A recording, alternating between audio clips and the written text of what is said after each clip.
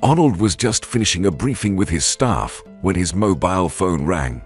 His little daughter, Caroline, was crying on the other end. "Daddy, please don't be mad. I burned my hand and the new tablecloth.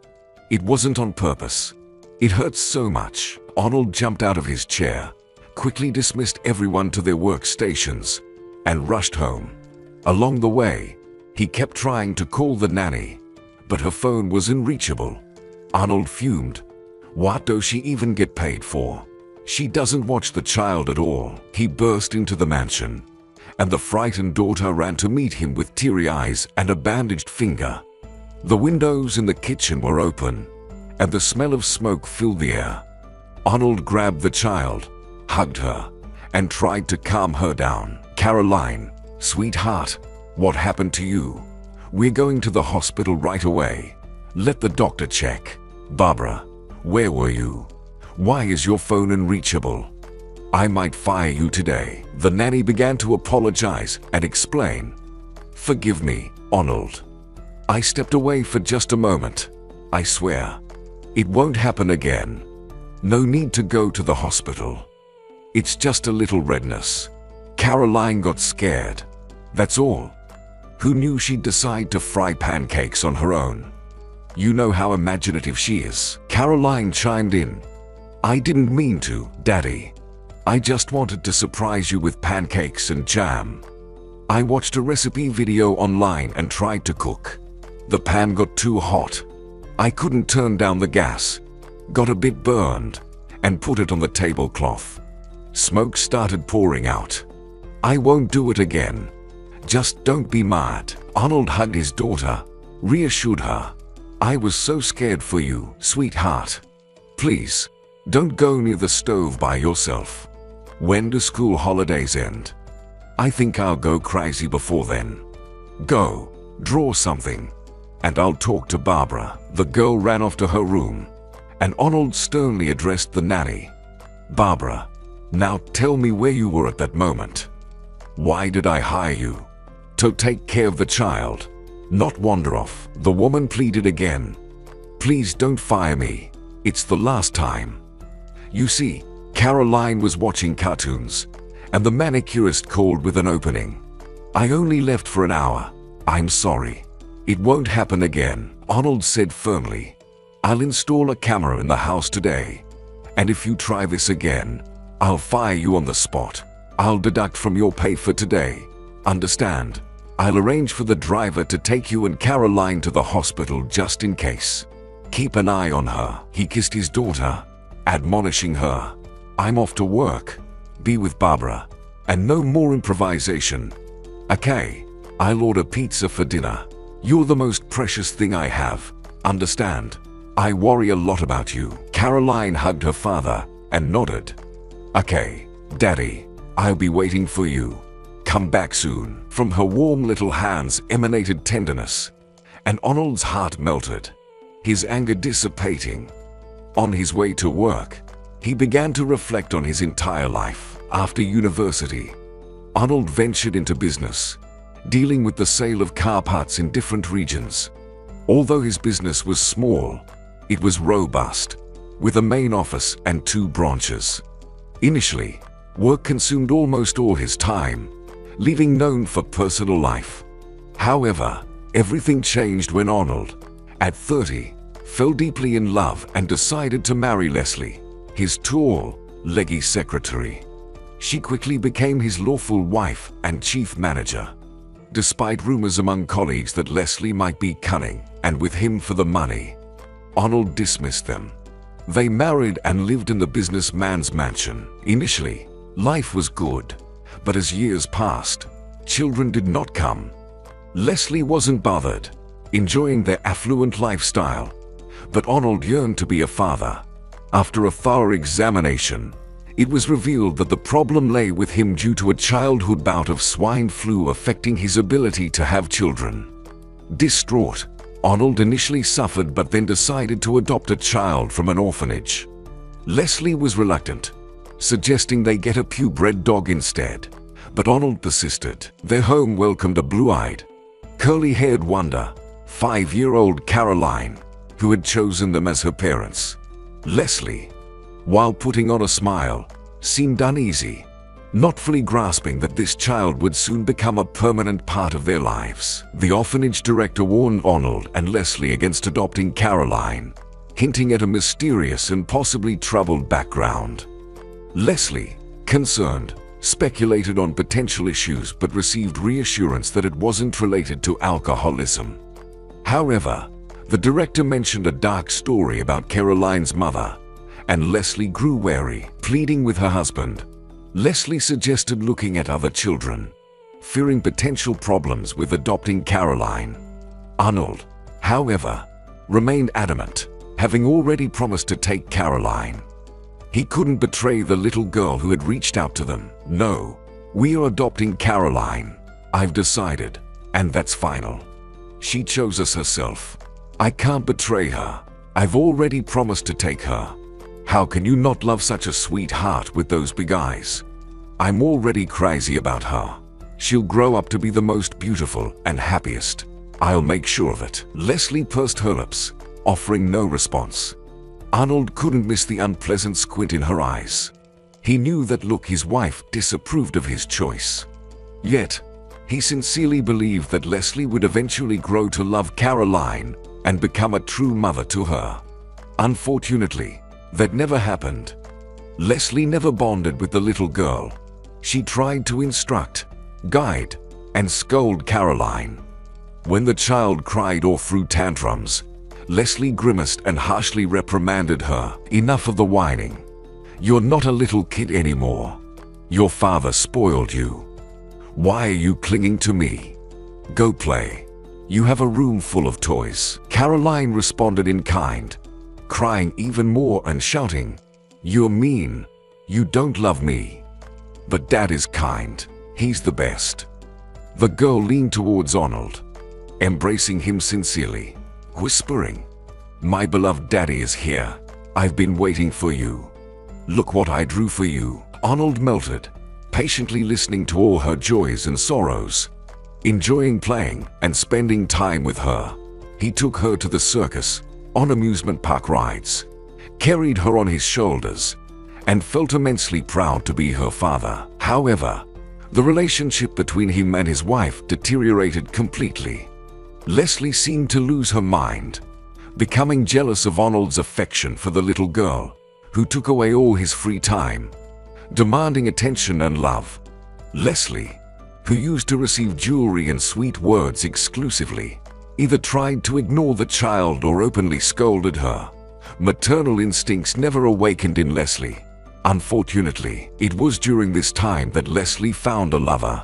She changed, started disappearing in the evenings, came back happy and content, lying about being with friends or an old acquaintance. Her home had become unbearably dull and uninteresting. Frustrated with Caroline's antics, she grew irritated. Arnold was no longer the prince. He talked about nothing but Caroline.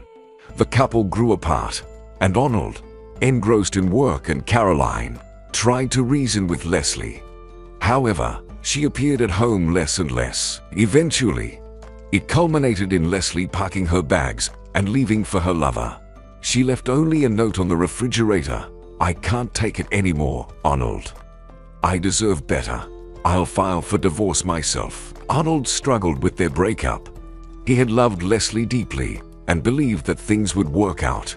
Her betrayal shook him, and if it weren't for his daughter, it's unclear how he would have coped. But his love for Caroline gave him the strength to keep going. He couldn't afford to give up and sink into despair. He lived for his daughter, having lost faith in love. The little girl was briefly sad after Leslie's departure, but she quickly recovered. She still loved her father unconditionally. 2 years quietly passed. The daughter, now 8 and in 2nd grade, thrived, but Arnold remained alone. Many women admired Arnold and even took the initiative to get to know him better, but he rejected all attempts. He didn't want anyone hurting Caroline again. He vividly remembered his ex-wife's disapproving face and her dissatisfaction with the girl. Finding a suitable nanny proved challenging. None seemed to fit well into their family. The latest one, Barbara had become too audacious and crossed the line today by leaving his daughter alone to get a manicure. Fortunately, the school break was ending in a couple of days, and Caroline would go back to school, bringing relief to Arnold. Yet, he still often sifted through new candidates, hoping to find a responsible and kind nanny who would make Caroline happy. Recently, a young girl joined his company for work. The job was not great, cleaning staff with a modest salary. Few applied, but this sad, charming girl pleaded to be hired. "Please, take me. I desperately need this job. I'm willing to clean without rest. My situation is hopeless. I'm pregnant, and circumstances have left me alone with no one to turn to." The deputy grimaced.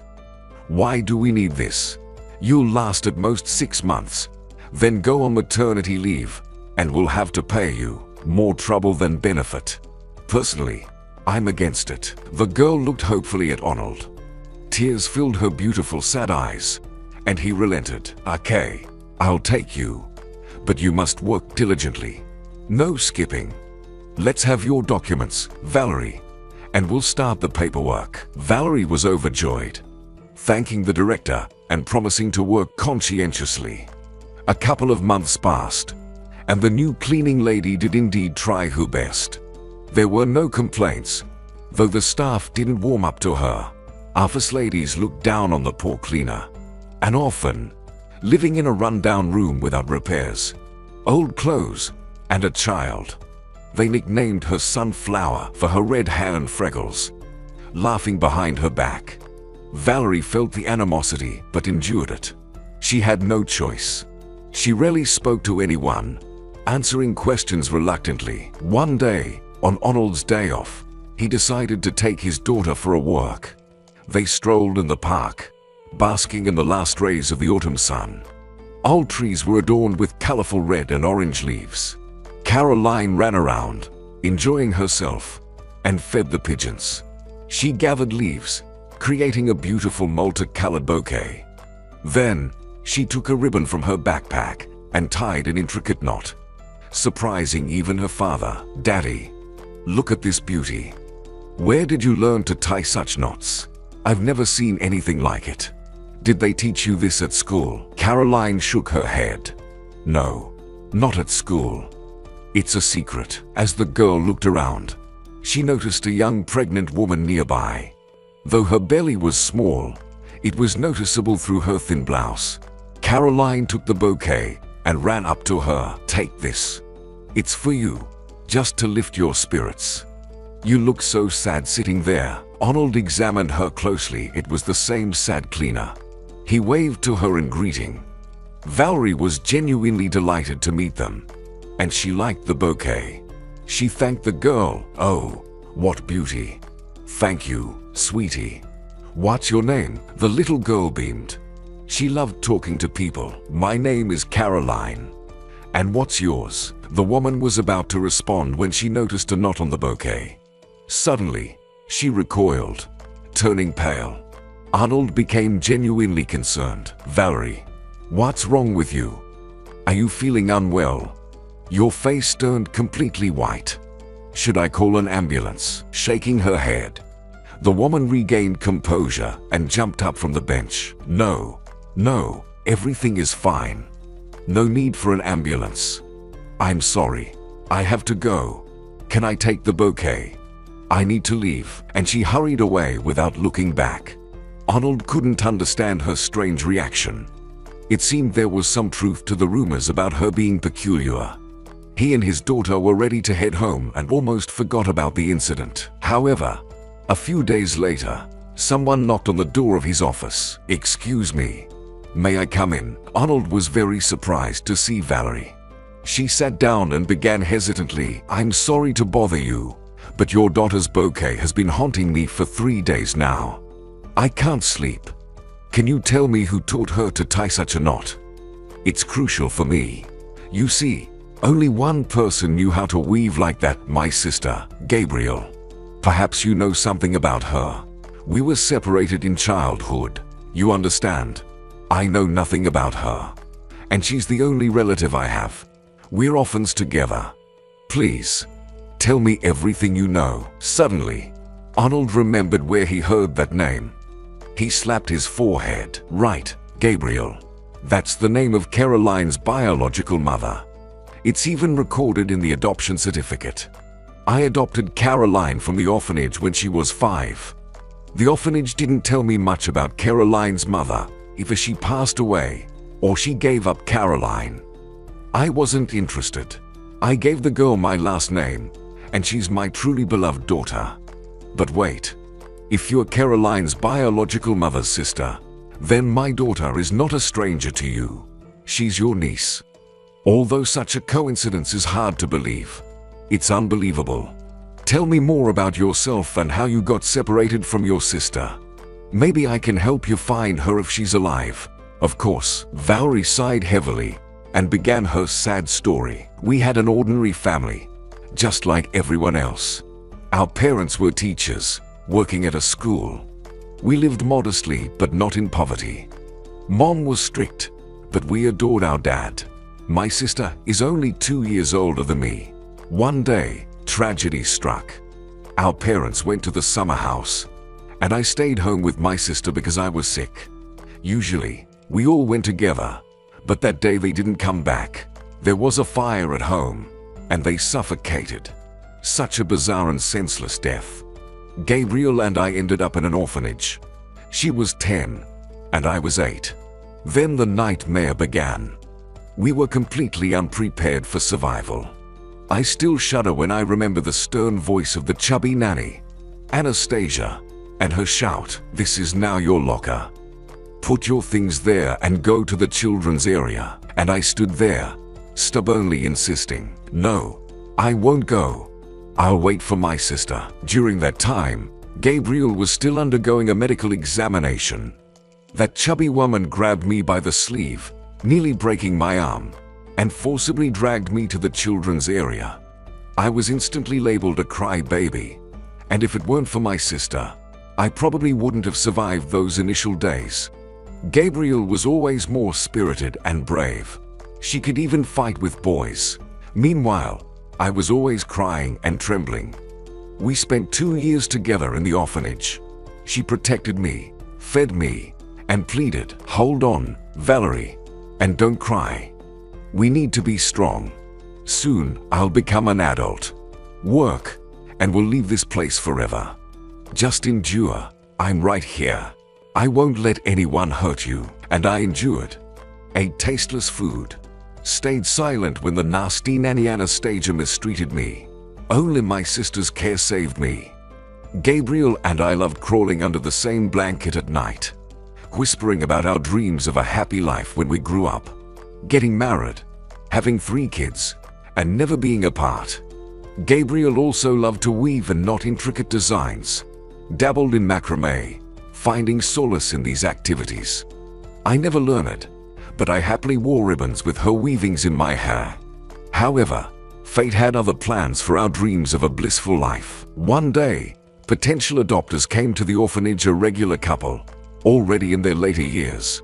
They didn't want a young child. Instead, they were looking for an older one, perhaps fearing they wouldn't have time to raise a younger child. Gabriel caught their eye, and they began talking to her. My sister immediately said she wouldn't go to an adoptive family without me, and the director assured us that sisters weren't supposed to be separated. The woman's name was Janet, a name I would remember for life. She told us they would adopt both of us, but not simultaneously. Gabriel first, and a few months later, me. It seemed they hadn't prepared a child's room for 2 yet. Time was needed. Janet played with me and seemed so kind. My sister and I believed that we were finally escaping this hell. Gabriel was adopted, and we cried and hugged for a long time. I felt nauseous in my soul. I couldn't imagine surviving even a day without her in that place. But she comforted me, "Don't cry. Soon we'll be together again. Endure a little. I'll come back for you. I promise." My new mom assured me that they would take both of us into the family. The director also confirmed it. She said they were preparing documents for you too. I nodded, agreed, and believed fervently that Gabriel would return for me. However, as weeks passed and no one came for me, I became extremely anxious. I would sit on the windowsill for hours, trying to spot my sister or Janet among the passers-by. Then that chubby Anastasia confronted me, abruptly pulling me away from the window, shouting, "You'll soon drill a hole in the window with your eyes. Why are you still standing there, naive fool? Haven't you realized that no one will take you anywhere? Accept it. Go and occupy yourself. Don't disturb the adults." I then rushed at her with my fists, screaming until I was hoarse, "You're all lying. Gabriel couldn't abandon me. She promised she'd come back. And Janet promised. I won't go anywhere, and I'll sit here until they come for me. Don't put on a show for me.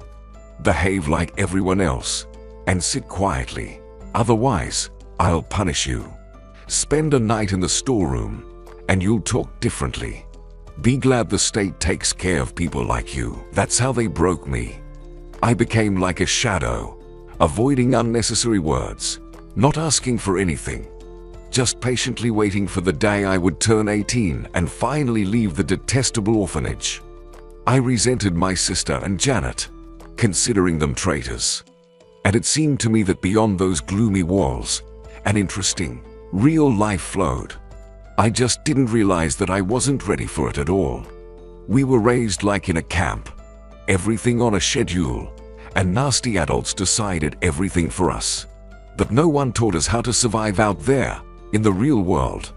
How to become independent, how to adapt, how to love this world at all. After graduation, I was given a rundown room. The windows were shattered, a constant draft blew in. Wallpaper hung in tatters from the ceiling overall. A nightmare. And the neighbors were no better. Alcoholic Harry and a large family. A perpetual queue for the bathroom. That's how I live. I tried to find a job, but who would take me without education? I barely got hired at a car wash, and that was unofficial. But I was grateful. Tried my best. Didn't slack off. I attempted to find my sister but couldn't. The orphanage didn't provide me with any contacts, no matter how much I begged. I went to our childhood home, but another family has been living there for a long time. I have no idea who sold it and how. And 3 days ago, when I saw that knot, I nearly fainted. Gabriel immediately came to mind, and I cried for a long time at home. That's why I decided to come to you. I hope we can find my sister. Arnold shook his head, genuinely sorry for Valerie, and decided to ask her about the most critical thing. "I apologize for intruding, but you're pregnant. And where is the child's father?" The girl immediately paled. Her hands trembled, and tears welled up in her eyes again. "He's a scoundrel. I met Edgar at the car wash. From the first days, he started courting me, making jokes, giving compliments. Then he began giving flowers, escorting me home. He said he fell in love, couldn't live without me. Well, I'm a naive fool. Believed him, couldn't resist. We dated for 6 months, and I moved in with Edgar, thinking we'd get married soon. But then I got pregnant. And that's when it all started. Edgar shouted at me as if I were guilty of something, gave me money, and ordered me to get an abortion. But I couldn't. How could I live with that afterward? I didn't understand why my fiancé was so aggressive, why he didn't want children. Until his wife came to the car wash 3 days ago and created a wild scandal. She grabbed my hair, called me the worst names, yelled that I invaded their family and destroyed it. I didn't understand. I didn't even know that Edgar was married. It turned out he had been living a double life, living with his family and fooling around with me just for fun. He secretly rented an apartment for these purposes, and he has a child. That's why he got so enraged when he learned about my pregnancy. After the scandal at the car wash, I was, of course, fired, and now I'm completely alone, pregnant and jobless. I decided to erase that scoundrel from my life, and I'll raise my son alone. Arnold tried to comfort the distraught woman. It's not as bad as it seems. You don't even realize your happiness. I would give anything to have a child. I adore Caroline. Believe me, children are the most significant happiness. I'll help you find your sister. Although I admit I'm very afraid of this. You understand? If I find her and she wants to take Caroline, I won't give up my daughter for anything, Valerie exclaimed. I don't know what happened back then in childhood, but I'm sure Gabriel would have returned for me. She always pitied and loved me. And I really want to find her, learn the whole truth. I can't believe that Gabriel willingly sent her own daughter to the orphanage. She's not that kind of person. Maybe it's some mistake. Suddenly, a thought struck Arnold, and he suggested, I know how to check this. Will you agree to a DNA test with Caroline? That way, we'll find out if you're relatives or not. The knot itself doesn't necessarily mean anything. It could be just a coincidence. The woman agreed. She had nothing to lose and handed over a couple of hair strands for analysis. A week later, the result shocked everyone. It was all true, and Valerie turned out to be Caroline's biological aunt. The young woman cried, "How happy I am! So, I'm not alone, and Caroline is indeed Gabriel's daughter. I would never have believed it if someone had told me. But then where is Gabriel? How can I find out everything? Allow me to meet my niece. She's such a lovely girl. I'm sure we'll become friends." Arnold was also very pleased and said, "I have another proposal, Valerie. I can see how hard it is for you to work here. How uncomfortable. Would you like to be Caroline's nanny? My current nanny is quite useless. My daughter doesn't get along with her. You can live with me. There are plenty of free rooms. You learn money, and you'll get closer to your niece. What do you think of my idea?" Valerie immediately nodded. "Thank you, Arnold. I agree with pleasure. I love children very much. I won't let you down. I can't believe all of this is happening to me." When rumors spread around the company that the new cleaner would now be working for the boss, employees immediately started gossiping. Just look at our orphan. She managed to infiltrate the director's house. Arnold paid no attention to these gossips, and now Valerie lived and worked in his house. Caroline immediately got along with her. There were no more arguments or conflicts. They peacefully played, drew, and went for walks together. One day, just as Arnold arrived home, he saw his daughter teaching Valerie how to tie that same knot. Both were so engrossed that they didn't notice him at first. He sighed and decided to cautiously ask his daughter again, "Caroline, do you remember who taught you to tie such a beautiful knot? Valerie is trying so hard, but it doesn't come out as nicely as yours." The little girl suddenly replied quietly, "Mom taught me, a long time ago when I was little. She also used to braid beautiful braids with colorful ribbons inserted. No one else knows how to do that." Valerie turned pale and continued, "And then, what happened to your mom? How did you end up in the orphanage? Do you remember anything?" Caroline sadly answered, "I remember my mom a little. She was kind and very beautiful, but she disappeared somewhere. I waited for her and cried. And my stepfather is bad and angry. He scolded me and shouted all the time, and I was scared, cried, and hid under the bed. And then some aunts came, and they took me to the orphanage. And from there, my daddy took me, and I became the happiest." Arnold was amazed. His daughter had never told him anything about her previous life, and now she suddenly shared everything openly with Valerie. It meant she trusted her completely. The man decided to find Caroline's mother, not for himself, but for Valerie. He saw how hard it was for her, how she longed to embrace her dear one, how she leaned towards the little girl. With what tenderness she looked at her and stroked her head. Through acquaintances, he learned the address of the shelter where Caroline and Gabriel once lived and went there. The other family that had bought the apartment long ago knew the stepfather well and even roughly explained where he lived. It was an old house. The man rang the doorbell for a long time until an unpleasant alcoholic finally opened it. "Who are you? And what do you want? Arnold first tried to communicate politely. Good day. You used to live with Gabriel and her daughter Caroline. I need to know where she disappeared and why the girl was taken to the orphanage. I didn't understand. Who are you anyway? Why should I tell you anything? Get out of here. Arnold understood. This was probably Caroline's stepfather. His hands were shaking badly, and he urgently needed a drink. So, he went downstairs and bought 2 bottles of alcohol from the nearest store, then rang the doorbell again. The irritated owner immediately confronted him. Didn't I make it clear that bothering me is not worth it? Arnold showed the booze with some snacks and asked again, what about now? Will you spare me some time? The man immediately perked up and changed his tone. Well, that's a different story. Come in, buddy. The shot glasses are there on the table. Pour it. Let's talk. Arnold laid out the snacks on the table, poured alcohol into the shot glasses, and the stepfather began to talk. I'm called Carl, and yes, I used to live with Gabriel. She had a girl. I don't know who the father is.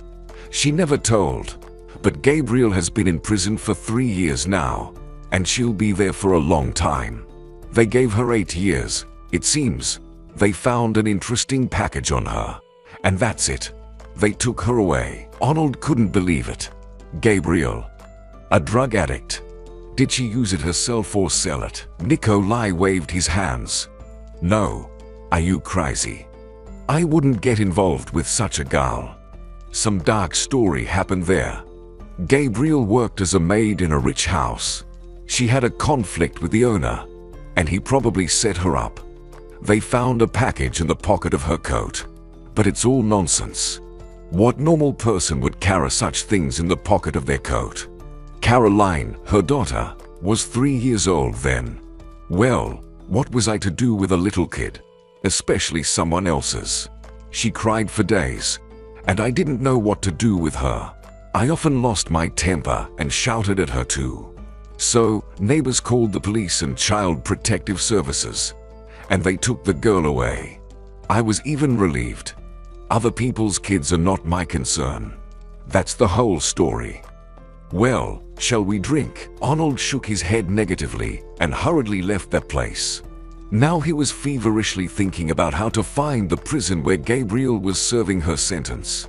He decided to use his friend's help, and when he learned everything, he made the decision to go and personally meet Caroline's mother. It was difficult for him. Arnold loved his little daughter so much and didn't know how the woman would react to the fact that he adopted her. What if she wanted to take her daughter back when she got out of prison? All these doubts tormented the man, yet knowing the truth and helping Valerie were equally important to him. And he decided to take the risk. Pretending to go on a business trip, he gave instructions to Valerie. I'll be away for just a couple of days. For work, urgent business to handle. Follow Caroline's daily schedule.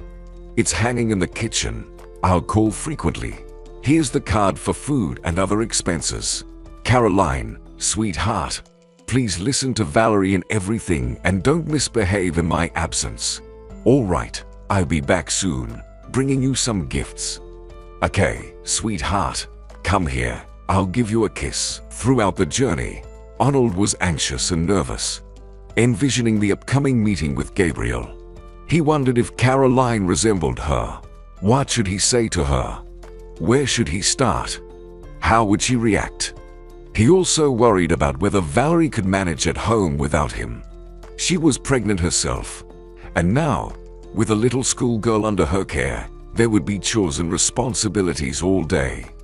Moreover, he had never left Caroline alone for such a long time, and he was deeply concerned. However, soon his worry turned into shock. Gabriel had died a month ago from lung inflammation in the prison hospital. Arnold was deeply saddened and asked the prison warden, "Tell me, do you think Gabriel really dealt drugs? Was her imprisonment justified?" The stern elderly man replied, "It's hard to say. They all claim to be innocent, that they were framed, every single one of them. I've seen a lot of these cases in my life.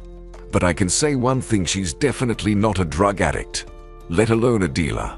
It seems she angered someone, unfortunately, and such things happen. It was hard for her here. She became quiet, withdrawn, cried all the time. She was in the hospital a couple of times, often sick. She turned into an old woman in these 3 years and, unfortunately, passed away. So, I can't help you. I'm sorry. If you want, you can take her personal belongings, but there's nothing significant. Just a lady's purse, some notebook. No money or valuables. Arnold immediately nodded. Yes, I'll take them. I think her sister will appreciate it. It's a part of Gabriel, her past. On the way home in the train, Arnold contemplated whether to tell Valerie the dreadful truth, that her sister was no more. She was pregnant, and he feared she would cry and be distressed. On the other hand, she also hoped to meet Gabriel, tormenting herself with the anticipation. Yet, she had the right to know the truth. Arnold was tired from the journey but hadn't forgotten to buy gifts for everyone. A new bead set for his daughter and lovely pearl necklaces for Valerie, just to bring some joy. He quietly entered the house, filled with the aroma of delicious baking. He went to the kitchen, where the girls were happily making buns, chatting about everything. Arnold even admired the scene. It was so endearing. Valerie blushed, her unruly locks falling out, and her eyes, probably for the first time, weren't sad. They sparkled with cheerful lights. Something in the man's soul was touched, and involuntarily, he started to dreamily smile. If only I had such a wife. Kind, decent, a good housekeeper, and Caroline wouldn't be a stranger to her. But alas, it's just a dream. Caroline saw her father first and rushed to him with a squeal. Daddy, my beloved daddy is back, and we are baking buns for you, with apples. How I missed you. She wrapped her warm little hands around his neck and hugged him, and Arnold melted with happiness. This was his beloved little daughter, only his. He couldn't bring himself to tell the girl the truth about her mother's death. She was too young for that. But later in the evening, when Caroline was sound asleep, he called Valerie into the kitchen and handed her a bag, saying, "Valerie, I wasn't on a business trip. I went to the prison, wanted to see Gabriel and find out everything. Here, these are her personal things. I specifically brought them for you, as a memento. It's her clothes and purse. I don't know what's in there. I haven't opened it." Valerie jumped on her chair and asked hopefully, "Please, don't torture me. What happened to Gabriel? Did you see her? How is she? Why were her things given away? What about her? When will she be released? And how will she go home? I don't understand anything." Arnold took a deep breath and quietly said, "Her things won't be of use anymore. Gabriel died from lung inflammation." Valerie blinked frequently, as if digesting what she heard, and then burst into tears. A real fit of hysteria overcame her. She said, "Gabriel, sister, how can this be? I spent so many years dreaming of finding you. I felt closer to the goal than ever. And now you are gone. What about Caroline? She'll never see her mommy again. Poor little girl. And what about me? I've struggled since childhood, unwanted by anyone, and you were the only one I had." Arnold was startled, lost, and didn't know how to calm her down. He suggested drinking water, but Valerie seemed not to hear him at all. Suddenly, she clutched her stomach, writhing in pain, started losing consciousness, and collapsed to the floor. Arnold immediately called an ambulance, moved Valerie to the bed, and waved a towel over her. He didn't understand how to help her. When a pool of blood appeared beneath her, he almost lost consciousness himself. He cursed himself with the last words, "I'm a fool. Why did I tell her everything about her sister? What if Valerie loses the baby? I'll never forgive myself. Where is the ambulance team? Why is it taking so long?" Finally, the medics arrived and swiftly took Valerie to the hospital. Arnold urgently called the nanny. Barbara promised to pay her double to look after Caroline and rushed to the maternity ward. Just in case help was needed, he stormed the reception area, demanding information about Valerie. He offered any amount of money or to buy medicines if necessary, behaving as if he had gone completely mad. Arnold hadn't expected to be so overwhelmed. Suddenly, he realized that Valerie mattered to him, not just as a person but as a woman. He felt a strong attraction to her. He knew it was utter madness, but when he saw her big sad eyes and her gentle, affectionate smile, he seemed to forget everything. He wanted to embrace her, console her, be there to protect her from troubles. In the early morning, the doctor finally came out and delivered good news. "You're lucky, Dad. Your wife almost lost the baby. There was a severe bleeding we could barely stop. It's a miracle, honestly. We almost gave up hope. Everything is stabilized now. We're preserving the pregnancy, but Valerie will need to stay with us for another 3 weeks, probably for observation and treatment. And no stress, I beg you. Only positive emotions." Arnold wanted to object that he wasn't her husband, but for some reason, he stayed silent. Moreover, he even felt pleased that they mistook him for the father of the child. The man shook the doctor's hand. "Thank you for saving both mother and baby, from the bottom of my heart. When can I visit Valerie? What should I bring? Maybe some medicines are needed. I'll buy everything immediately. Just tell me," the doctor replied seriously. "I'll write you a list. Come tomorrow during visiting hours. And now, go home. They won't let you see her anyway.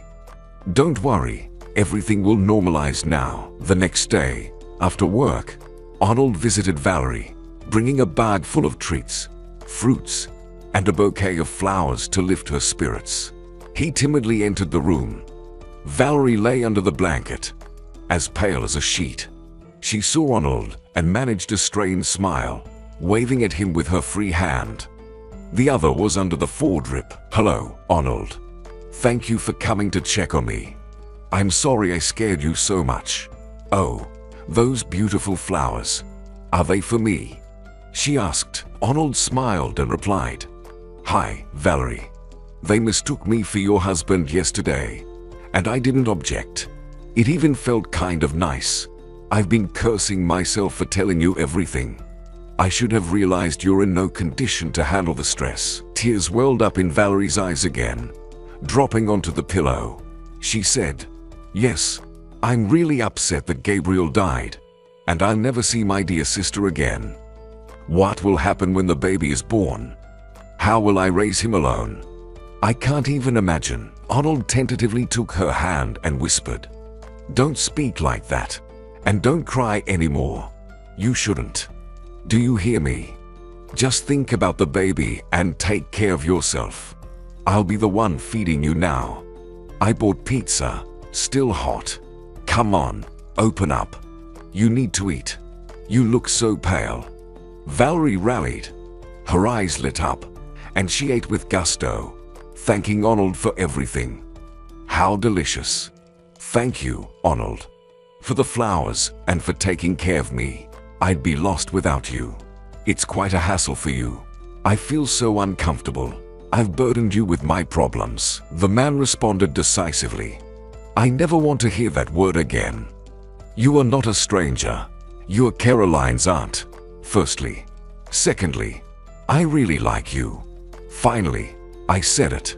It feels lighter now. And thirdly, I will always be there for you.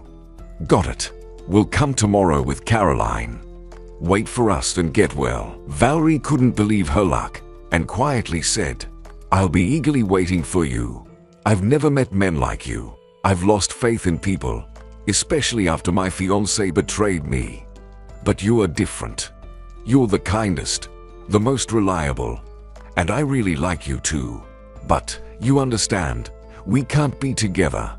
Why would you want a child from another man?" Arnold evasively replied, "Valerie, don't dwell on the negative. Please. Just know you are not alone.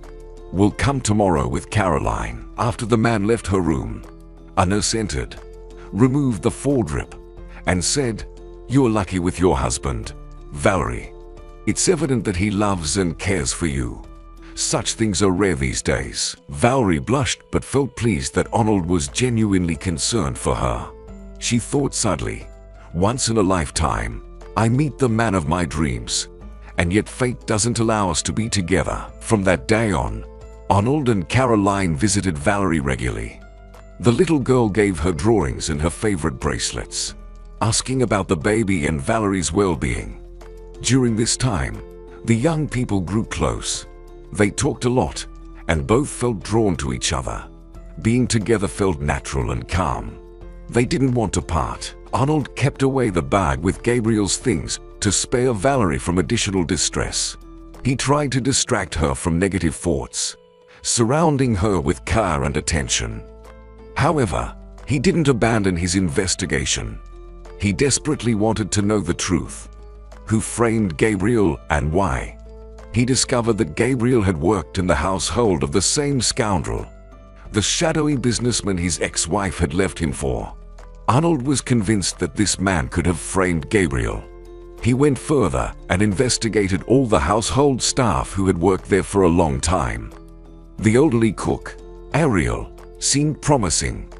Arnold met with her, persuading her to share everything, even though she initially resisted, fearing for her job. "No, I don't know anything, and even if I did, I wouldn't say. They pay me well, and if I make a mistake, I'll be out of here in an instant. The owner is too strict. I remember Gabriel. She was a good girl, hard-working, and we got along." Ariel initially protested. Arnold couldn't contain himself and shouted, "How can you not understand that you're covering up a scoundrel who put an innocent girl in prison, and she died there? Do you understand? I can't comprehend what she could have done to him. Why did he treat her like that? Could you really not know anything?" Ariel remained silent for a long time, pondering, weighing everything, and then replied, "Okay, I'll tell you everything, but in secret, and only out of respect for you. And I won't testify. Keep that in mind." Gabriel told us that she had a daughter, Caroline, whom she loved dearly. She lived for her. Then I accidentally saw a few times how the owner and Gabriel were embracing. I'm sure they had a long-standing affair. Later, I overheard fragments of a quarrel. David yelled loudly, "Are you stupid? Trying to blackmail me with a child? Who asked you to give birth? I gave you money, told you to have an abortion. And what did you do? Mark my words, I'll never acknowledge the child. I don't need this baby. And I'll make your life miserable for opening your mouth." Well, after that scandal, Gabriel was not herself, and soon they found those drugs on her. But I know for sure that Gabriel is not a drug addict. She was a good girl. Oh, poor thing. She had such a tough fate. Arnold was furious. What a scoundrel. He disowned his own child and threw the mother into prison.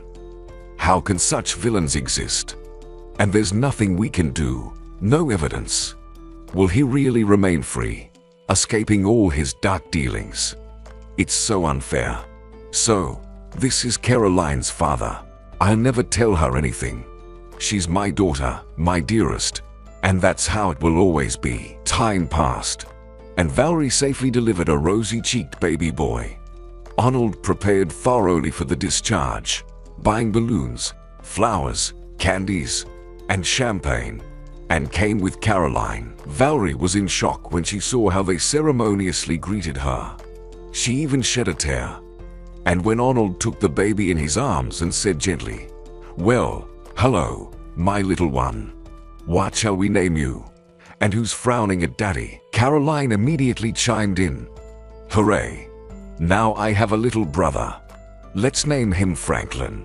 I really like that name." Valerie was in complete shock, and even momentarily bewildered. "What did you say? Mine, Daddy? Did I mishear?" Arnold solemnly handed her a box with a ring.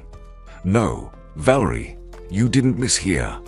Caroline and I talked, And we're not against you becoming my wife and Caroline's mom. And Franklin, my little son, will be a big, happy family. What do you think? I believe it will work out for us." Valerie almost jumped for joy. "I agree. It's unbelievable. Not long ago, I was a lonely orphan that nobody needed, and pregnant at that. I was desperate, and life seemed unbearable. And now, I'm the happiest woman in the world. I want to shout to the whole world how much I love you." Arnold hugged her gently and said, "Well, family, shall we go home? We've set up a great feast with Caroline. We need to celebrate this moment." The family life of our heroes didn't become ideal right away. Initially, it was very challenging. Raising 2 children is hard work, but patience, respect for each other, mutual love bore fruit. A year later, Valerie and Arnold understood each other almost without words. One day, Arnold received a call from the security guard and was informed, "Your ex-wife Leslie is here, insisting on seeing you. She says it's urgent." Arnold was puzzled about what Leslie could want. He found it intriguing and instructed to let the woman in. She entered the office confidently, took a seat, and said, "Well, hello, Arnold. It's been a while. I even missed you. How are you? How's the new family? Heard you married the janitor." Arnold frowned. "Get to the point, Leslie. I'm not here to discuss my personal life with you." She changed her tone and tried to flatter. "I have something important to discuss with you. You see, David's in trouble. The tax authorities busted his company, found some financial manipulations, and now he's in prison. Can you imagine? I'm left with nothing to survive on. Hire me again. I was a decent manager, you remember." Arnold was taken aback by her audacity and decided to play a trick on her. "I'm sorry, but your position has long been filled. However, I can offer you a job as a janitor, replacing Valerie. That position is currently vacant. Well, what do you say? You need money, right?" Leslie jumped up and started shouting, "This is outrageous. No, I deserve better. Although why am I surprised? You always had a soft spot for poor orphans. It must be in your blood." Arnold laughed in her face. "Valerie is no longer a poor orphan or a janitor. She is my lawful wife. Doesn't the vacancy suit you? Well, sorry, I can't offer anything more. All the best." Feeling offended and humiliated, Leslie left. She now deeply regretted exchanging a strong family and a loving husband for that egotistical David. Arnold came home and told Valerie everything about who framed Gabriel, about Leslie, and how fate itself punished the scoundrels. In the end, he added, "I don't feel sorry for David or Leslie at all. They deserved all of it. They've caused so much harm to people and ruined so many lives. Now let them try what it feels like to be betrayed. David will fully experience prison life. Let's forget about them. I'm so glad you're with me, Valerie. I love you more than life, and our children too." He gently kissed his wife, and she embraced him. Both understood that fate had brought them together, as their hearts beat in unison, and their souls harmonized hand in hand, through a lifetime, through a lifetime, through a lifetime, through a lifetime, through a lifetime, through a lifetime.